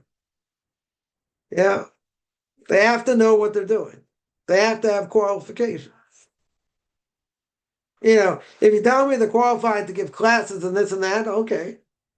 And if they're not, then why should they be doing it? So you can speak to the rabbi about it. Someone loses something because of conversion. It's safe to say that Hashem will reimburse them. Yeah. Depends what's lost, but it depends how it's lost. Right? Right? What was I saying to somebody? Oh, about, when it comes to preparations for Shabbos and festivals. Yeah, that money you get back. That money you get back. Someone lost something, because they're in the process of conversion.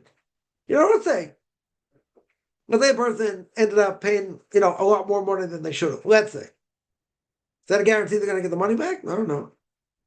I wouldn't call it lost. I wouldn't say call it lost. Depends what it is. right? It depends what it is. Will they get it back? Could be. Could be. The guarantee will get it back? I don't know. That I don't know. I don't know if it'd be a guarantee. Depends what it is. Depends what it is. Depends how it happened. Right?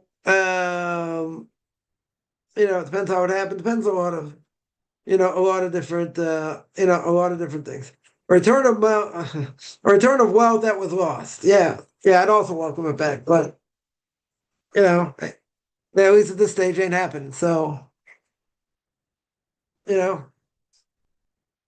know, keep in mind one thing: a person comes closer to God doesn't mean it becomes easier. People make that mistake also, right? You have a different relationship between you and God now. It's a totally different ballgame.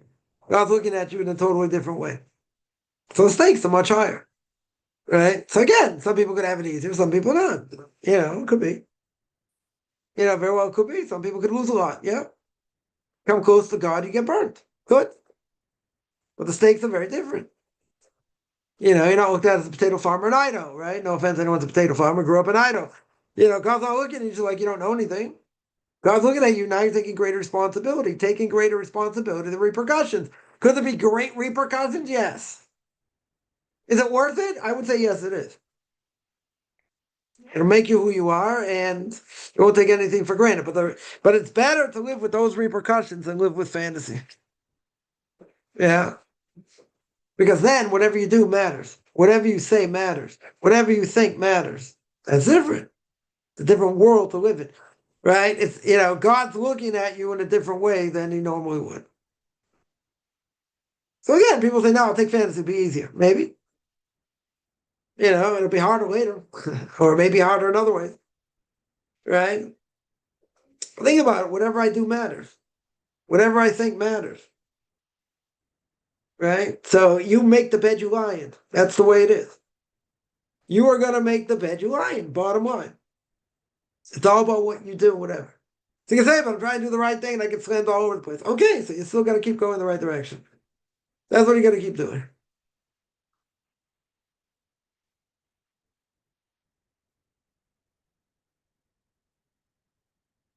Keep in mind there are four things in this world. The Gemara says the person is considered like a dead person, right? One is if they're poor, right? One who doesn't have children. One who has saras. One who gets here it is, Gemara Nadarim. 64b, who are the four people? I should have one second, let's see. Yeah, there are I got 3 out of 4, 1 second. Blind person, that was one I forgot.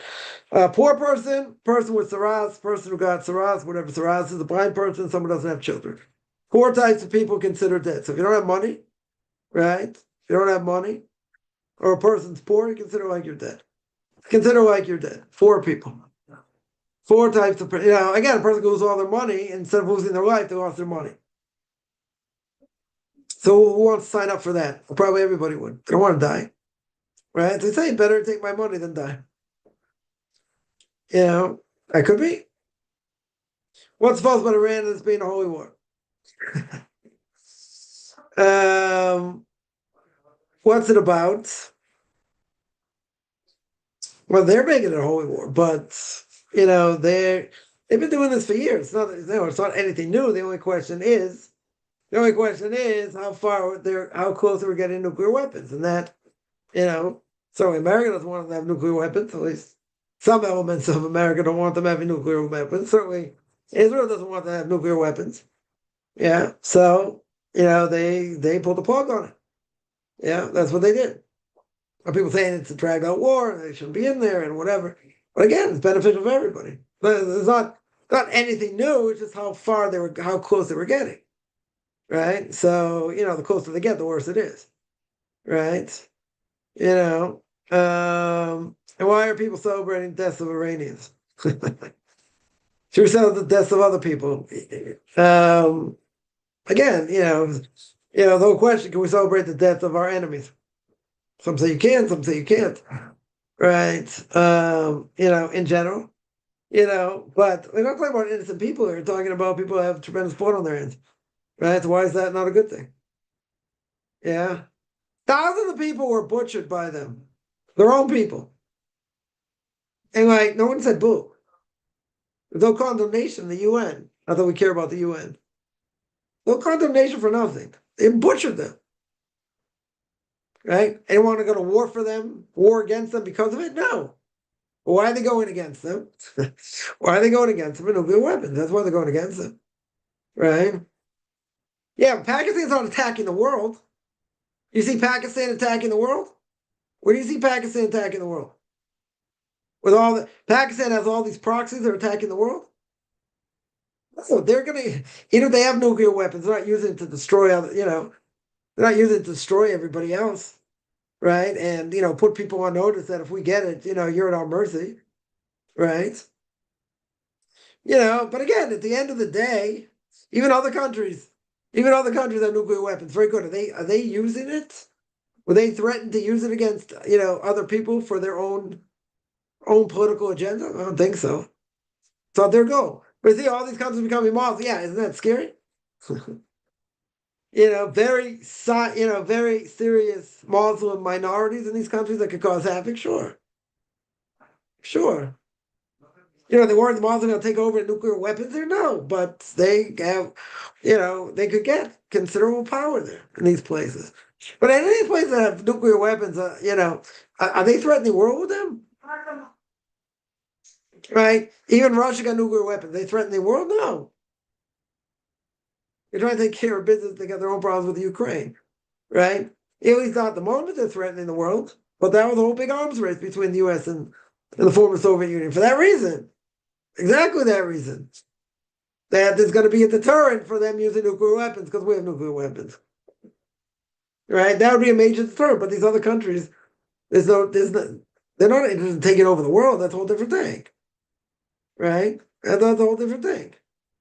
None of these countries, France, England, Germany, any of these people that have places that have nuclear weapons, they're taking over the world. They're interested in putting the world at its knees? I don't think so. Certainly not. Certainly not. Isn't it all some people see the Shekhinah? No, it's not. And anyone does, they're lying. No one can see God's presence. They can claim whatever they want, it's false. I.e., they can distinguish between kosher glass of water and non-kosher. Yeah, good luck. Good luck. Someone asked, how does an adult, ADD, HD, autistic brain recover here from being gaslit by most adults in their neighborhood? I don't know. Therapy. Probably major therapy. That would be my guess. It's not going to be an overnight thing, and that's something you can't will. You can't say, oh, I'm going to believe it's going to be better, and it's going to be this, it's going to be that. Forget it. Person will need major therapy. Right? You grow up thinking adults are liars, lies to it. Yeah, that's a problem. That's a problem. Yeah, once you've been misled, right? Once you've been misled by people, and you see people as, it leads you not to trust people. That's a problem, right? Not everyone, then you're gonna have to distinguish because not everyone is a liar. There are people who actually tell the truth. Now, I would say a person needs therapy for that also, but what that means is you're looking at the world in a very slanted way. In other words, everything's bad.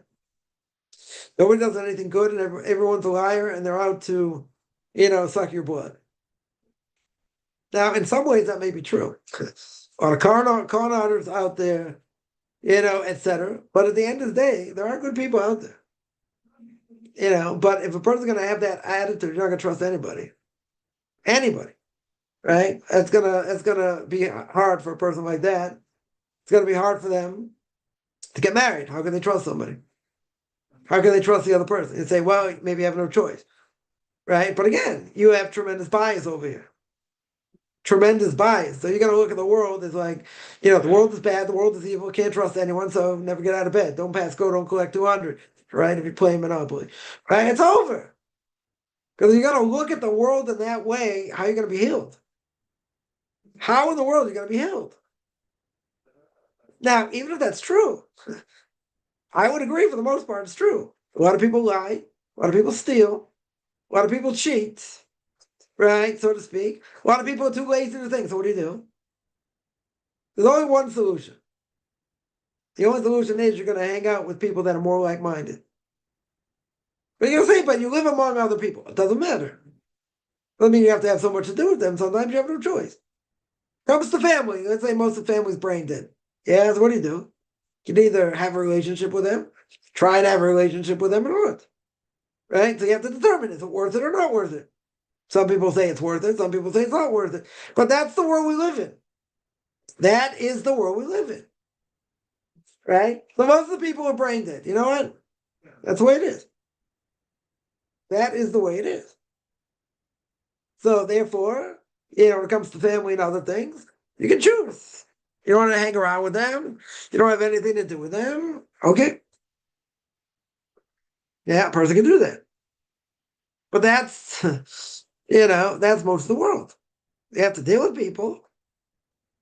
I don't think there's any question. You have to deal with them anyway.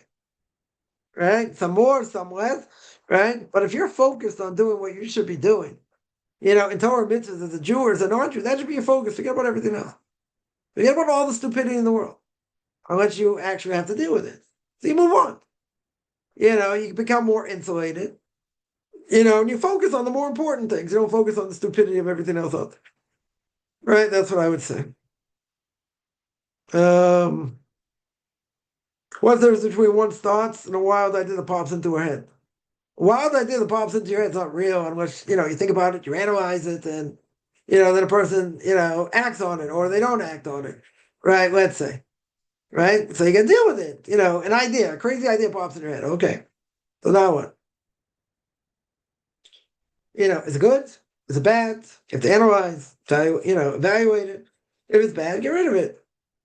Right? If you're analyzing it, okay. You gotta, evaluate evidence and see.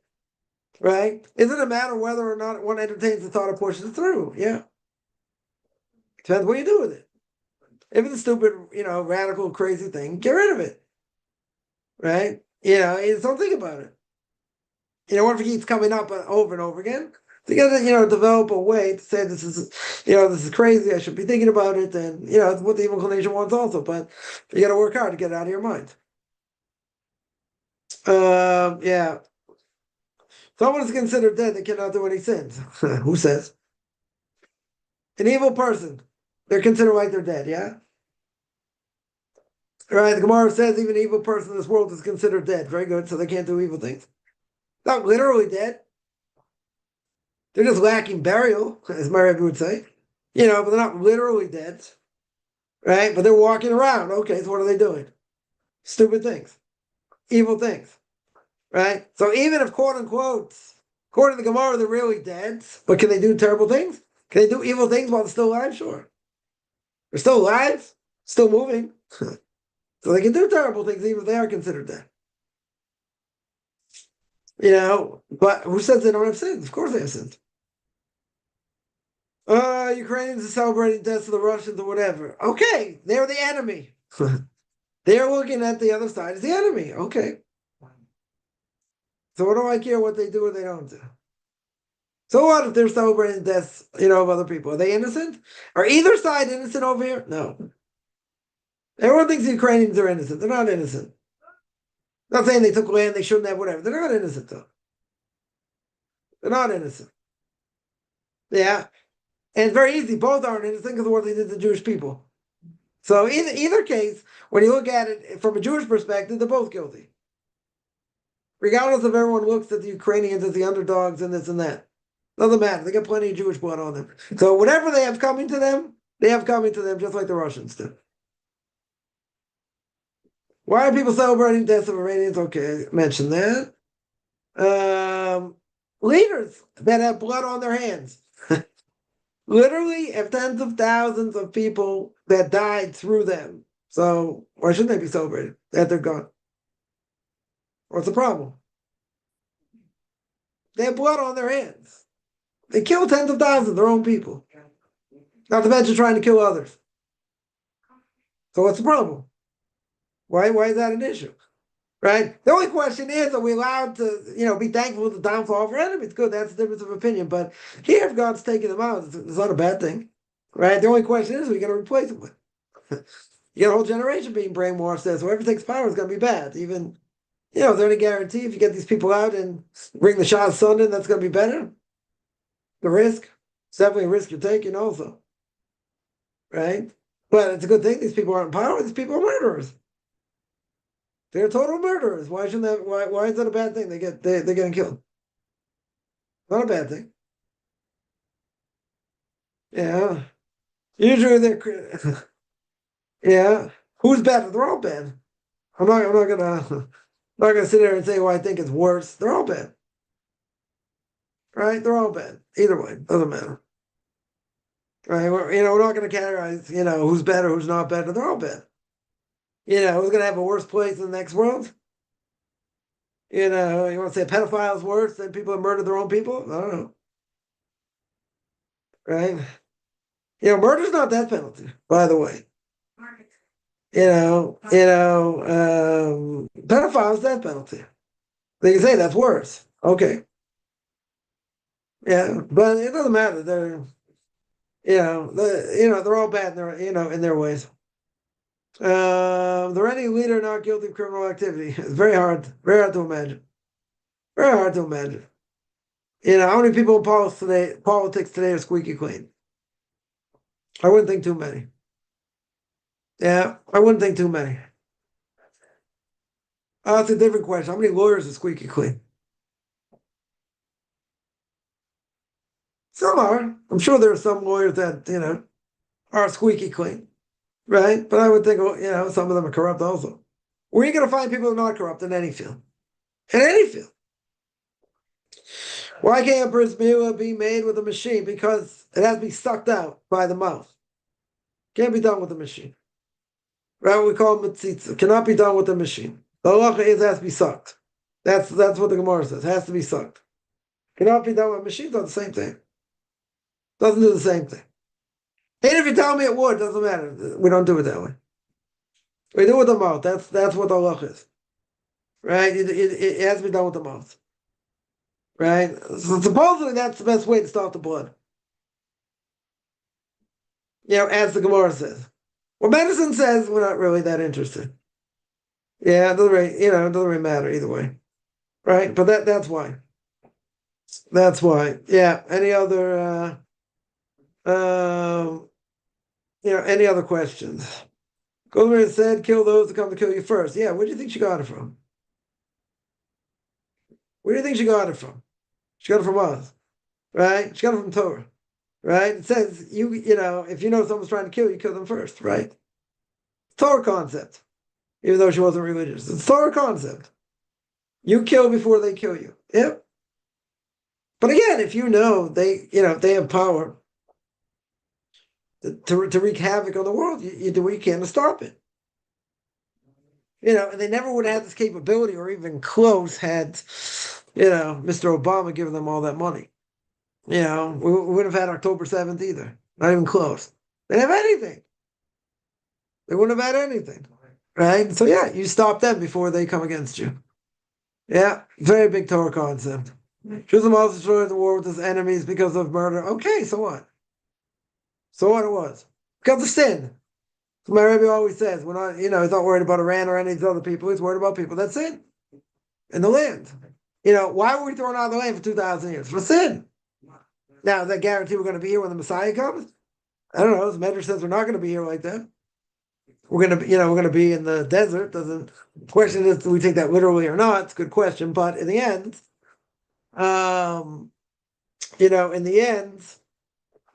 if we don't do what we're supposed to do, it's punishment. So, what's really sad? I'll tell you what's really sad. Go back and look at Jewish history. Anytime the Jews do the right thing, everything's good. When they do the wrong thing, There are pogroms, massacres, everything else. That's it, right? That is what happens in Jewish history. You do the right thing, everything's good. You do the wrong thing, it's over. Yeah, doesn't mean total destruction, but there's going to be payback, serious payback. You don't think that 200,000 gays and lesbians in Tel Aviv. You don't think that's criteria for Jews in Israel to be afraid of what God could do? I mean, that's that's a greater threat than Iran and all these other people. Much greater threat. Because then God can use them against us. That's the biggest threat. But again, it's a cycle. It's a cycle. We do the right thing, everything's good. We do the wrong thing, serious payback. Right? It's all because of sin, bottom line. All because of sin. Yeah. My blood also has to be sucked, although a grown man already circumcised. No. Not at all. Because even if you're circumcised, they just do what they call chatafas dam. They just prick it and in order to bring out blood, but that's it. They don't, they only do that if if the foreskin had to be taken off. Since that's not the case, then you only have to do chatafas dam. So you don't have to worry about that.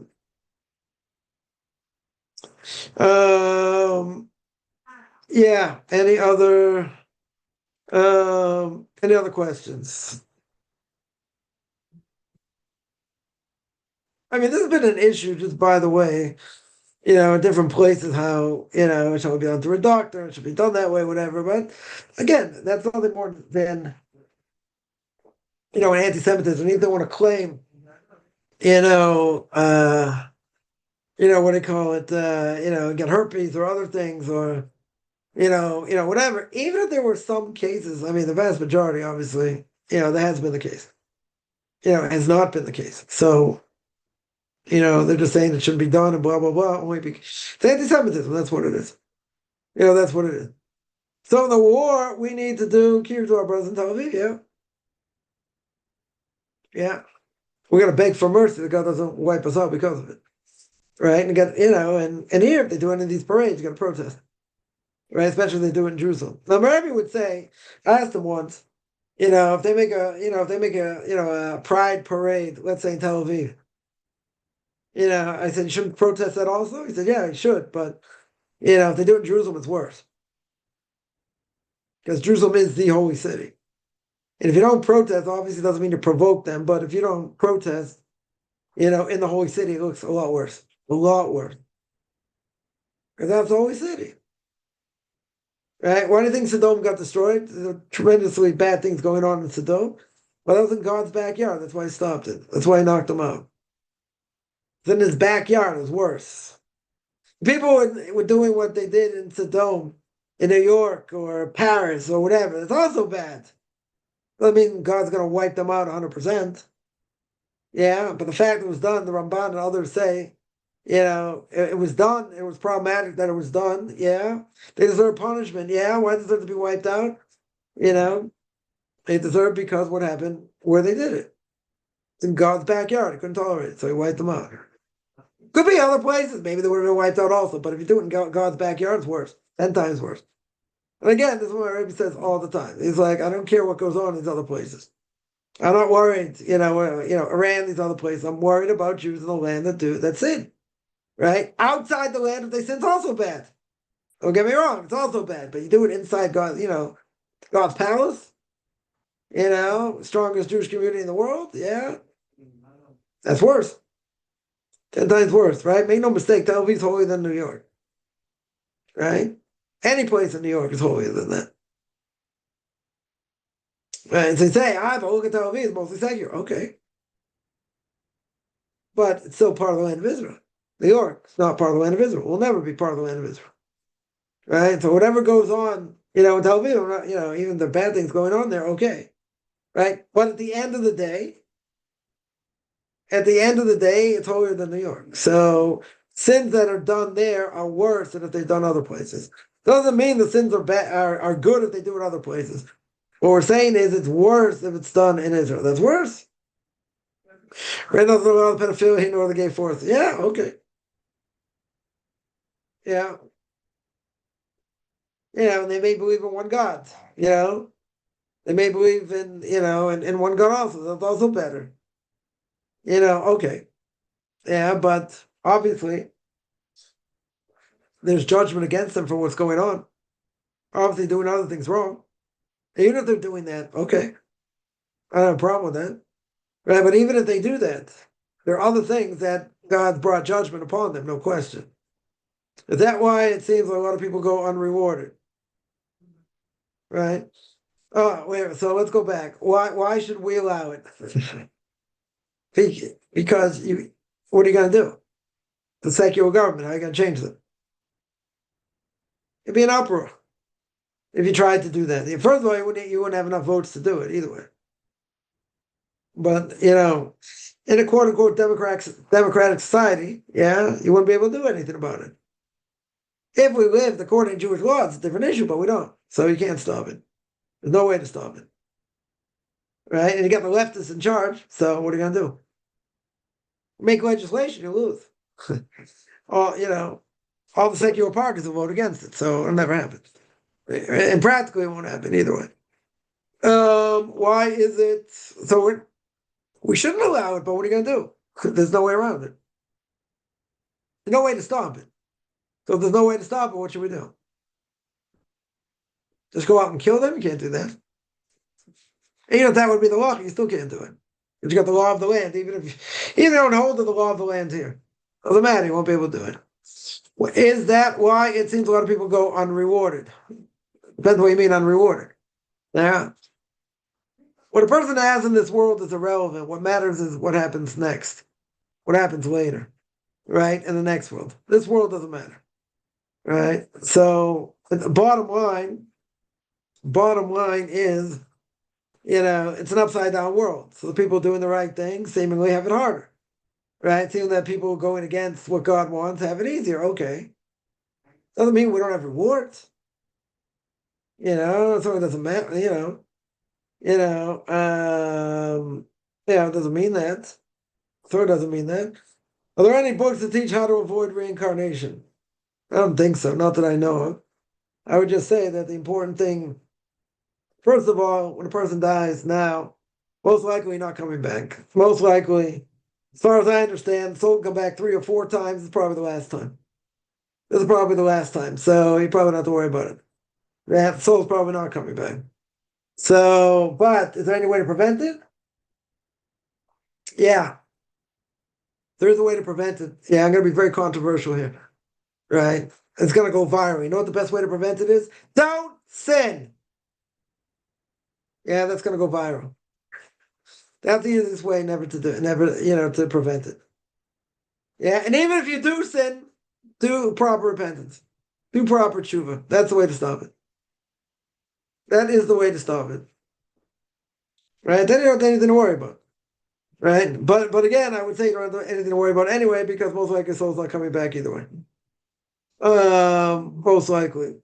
Someone doesn't know English, lives in the Himalayas and worships idols, and doesn't have the internet. Will you go to eternal hell? Should. Yeah. So what if he doesn't have the internet? So what if he lives in the middle of nowhere? He could figure it out if he wanted to. God gave him a brain to figure it out. Why should he be innocent? Yeah, I can say ignorance is bliss, not in this case. Everyone could figure it out. Everybody could figure it out. Doesn't matter where they came from, where they lived. Everyone's got the opportunity. Right? Even if they live a primitive life, even if, they're not in contact with other people. Everyone's got a brain. Right? Don't make that mistake. Everyone has the brain to figure out the truth. Unless they're under onus. If they're under onus, it's beyond their control, beyond their capacity, different issue. But that's not the case. Everyone's got free choice. Doesn't matter what they know, what they don't know. They can figure it out if they wanted to. Yeah, unless they're mentally challenged. If they're mentally challenged, good. If they're mentally challenged, then God's going to look out for them. Right? God's not going to punish them. Right? If they're mentally challenged. And if everyone's got great, brain capacity. So if everyone's got brain capacity, no matter where they are, it doesn't matter. Right? It's irrelevant. It's irrelevant. They are going to they're going to be in serious trouble. Right? Either way, ignorance isn't bliss for most things. No matter where they live or where they came from.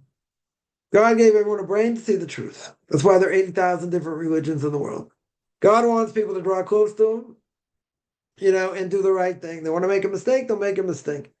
Right? Doesn't matter where they came from, what nationality they are, where they live. Right? They are going to be guilty, 100%. Ignorance is not bliss over here. So they're in trouble. We can pray for people like that. They should see the light, but if they don't and they don't repent, guess what? They're toast. Yeah. Yeah, they're not innocent. Why should they be innocent? If they have a 60 IQ, if they're mentally challenged, they're not guilty. Right? Let me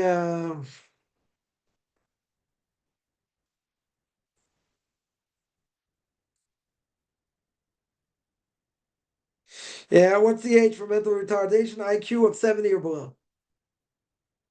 Yeah, 70 or below. If it's 70 below, then they're innocent. They're innocent. So in your case, they're innocent. Yeah, because they don't have the mental capacity. If they have the mental capacity, then they're in trouble. Right? Very simple. Yeah. Any other questions?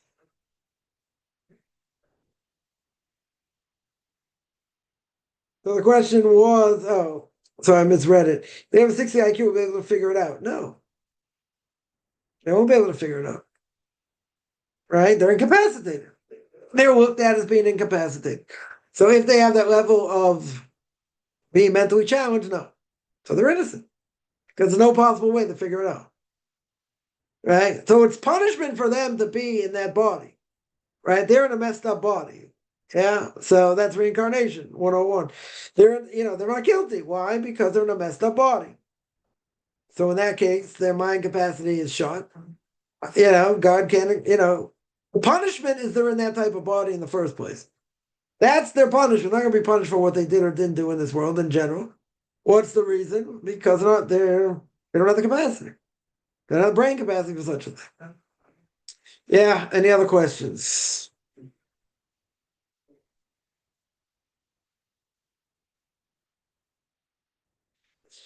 All right. There are no questions. I'm going to sign out. I do this every Saturday, 2 o'clock Eastern Time, 9 o'clock, or 8 o'clock actually, Israel time. It's going to be well, next week. Actually, we change the clock, so we'll be back to normal time here.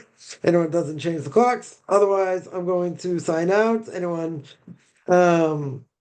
interested, take a look at my Facebook page at Michael Kaufman, Beyond Orthodox Conversion Judaism, orthodoxconversion.com. Beyond Orthodox Conversion Judaism on YouTube. There I got videos, Q&As, ethics of my fathers, book of Leviticus. You want to send me an email, Chaim Kaufman at gmail.com, IBBICHAIMCOFFMAN at gmail.com, whichever good. Beginning of the day, middle of the day, end of the day.